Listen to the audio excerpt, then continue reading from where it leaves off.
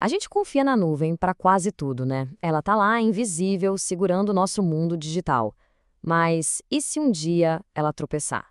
Hoje vamos entender direitinho como foi uma dessas falhas gigantescas, uma que tirou do ar serviços essenciais para milhões de pessoas. Tudo começou com um único passo em falso. Uma simples mudança de configuração que, sem ninguém imaginar, estava prestes a causar um efeito dominó catastrófico. Essa é a história de como uma rachadura minúscula abalou uma estrutura digital global. Então, qual foi o primeiro sinal de que a coisa estava realmente feia? Vamos voltar para o momento exato em que a crise apareceu e entender o tamanho do impacto logo de cara. E que impacto, hein? A coisa foi imediata. E não estamos falando de serviços secundários, não. O portal do Azure, que é tipo o painel de controle da nuvem inteira, ficou inacessível. O Entra ID, aquele sistema que permite o login em milhares de aplicativos de empresas, parou de funcionar. Dá para imaginar o caos. Empresas inteiras sem conseguir acessar as próprias ferramentas. Até os sistemas de segurança começaram a falhar. Cada item que a gente vê nessa lista é um pilar que, de repente, começou a tremer. E esse tremor todo durou 8 horas e 20 minutos. No mundo digital, isso é uma eternidade. Pensa em quase um dia de trabalho perdido para um número incontável de empresas. Enquanto milhões de pessoas sentiam o problema na pele, os engenheiros começaram uma corrida desesperada contra o tempo para achar a raiz de todo esse caos. E para achar a origem desse problema todo, a equipe de engenharia precisou olhar para uma peça super central da infraestrutura, quase como um guarda de trânsito invisível que controla o fluxo de dados no mundo inteiro. E esse guarda de trânsito tem nome: Azure Front Door, ou AFD. Pensa nele como o cérebro da rede. Ele pega bilhões de pedidos de usuários e direciona cada um pelo caminho mais rápido e seguro até o destino final. É o herói anônimo que faz tantos serviços online parecerem instantâneos, não importa de onde o acesso venha. O que nos leva à pergunta de US$ 1 milhão. Esse sistema é super inteligente, mas e se o mapa que ele usa para guiar todo esse tráfego estiver errado? A resposta, como os engenheiros descobriram da pior maneira possível, é o caos absoluto. Bom, com o caos já instalado, a caçada começou. A prioridade número 1 era achar a origem do problema, a falha exata que estava paralisando tudo.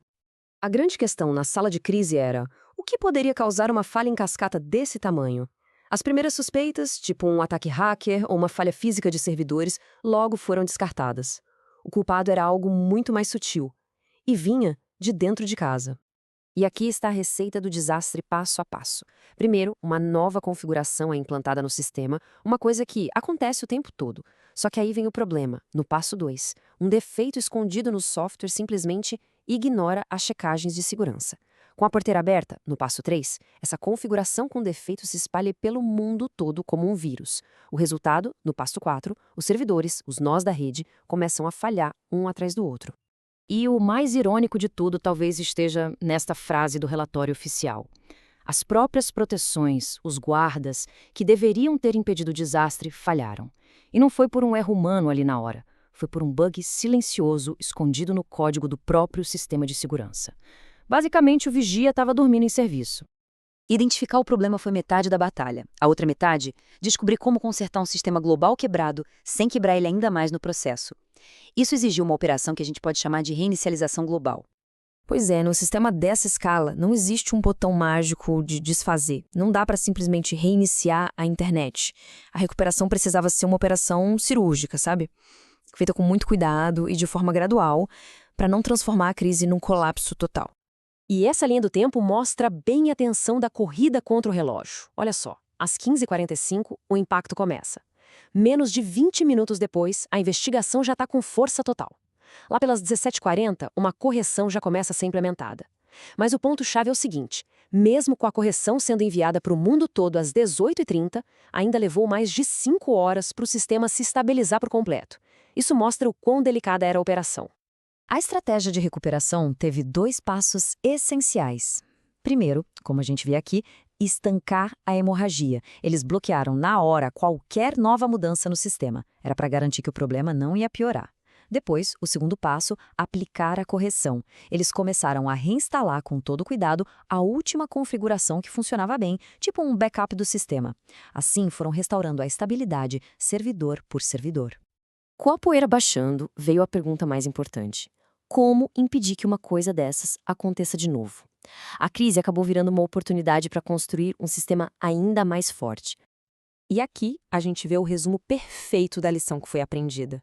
A vulnerabilidade era aquele elo quebrado na corrente, o defeito que deixava o erro passar batido. E a correção? Foi como reforçar esse elo com um escudo. Foram criados controles de validação muito mais rígidos e, o mais importante, sistemas capazes de reverter uma mudança problemática sozinhos, antes que ela cause um estrago maior. Então, o que a gente aprende com tudo isso? Primeiro, essa interconexão toda tem um preço. Vimos como uma única falha se espalhou pelo mundo em minutos. Segundo, as redes de segurança também não são infalíveis. A própria barreira de proteção tinha um bug. E terceiro, na hora da crise, a pressa é inimiga da perfeição.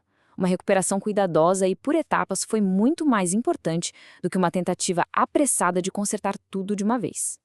E tudo isso nos leva a uma pergunta final, talvez um pouco incômoda. Conforme nosso mundo fica cada vez mais interligado, será que estamos construindo sistemas que são, na verdade, grandes demais para falhar? A mesma complexidade que nos dá tanto poder pode ser também o nosso calcanhar de Aquiles. Uma reflexão importante para o nosso futuro que é cada vez mais digital. Agradeço a companhia nesta análise